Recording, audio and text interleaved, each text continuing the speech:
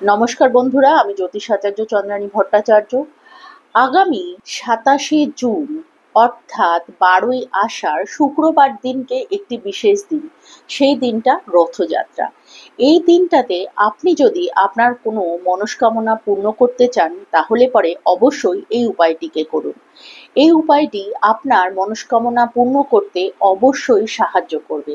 উপায়টি হলো, এই সময়টিতে আপনি অর্থাৎ 27শে জুন একটি ময়ূরের পালক নিয়ে আসুন এবং সেই ময়ূরের পালকটিকে শুদ্ধ করে গঙ্গা জল দ্বারা, তারপর তার সাথে একটি হলুদ রঙের ফুল এবং একটি নীল রঙের ফুল একত্রিত করে ময়ূরের পালকটিতে রাখুন এবং তার মধ্যে সামান্য একটুখানি সুবাসিত চন্দন বা অষ্টগন্ধা অথবা আতর ছিটিয়ে এই পালকটিকে আপনার দেবতা স্থানে বা জগন্নাথ দেবের পায়ের স্থানে আপনি কিন্তু রাখতে পারেন। এবং এই উপায়টি যে আপনি করলেন, এটি কিন্তু উল্টো রথের দিন অর্থাৎ 5ই জুলাই পর্যন্ত আপনাকে সেটি রাখতে হবে। এরপর আপনি সেখান থেকে ময়ূরের পালকটিকে অবশ্যই তুলে নেবেন এবং আপনি যেই কাজটির জন্য চাইছেন, ধরুন আপনি কোনো বই পড়ছেন, তাহলে পরে আপনার বিদ্যার জন্য যদি আপনি কোনো রকম ভাবে চাইছেন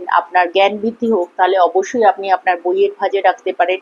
বা ধনবৃদ্ধির জন্য যদি আপনি চান, তাহলে পরে যেখানে আপনার ধনস্থান বা আপনার লকার যেখানে রয়েছে আপনি তার মধ্যে এই ময়ূরের পালকটিকে রাখতে পারেন। অথবা আপনি যদি কোনো ব্যবসার উন্নতি চাইছেন, তাহলে পরে আপনার ব্যবসার যেখানে কাজ করছেন সেখানেও কিন্তু এই ময়ূরের পালকটিকে নিয়ে গিয়ে রাখবেন। তাহলে পরে অবশ্যই আপনার মনস্কামনা পূর্ণ হবে। ভালো থাকবেন আপনারা সকলে। ধন্যবাদ।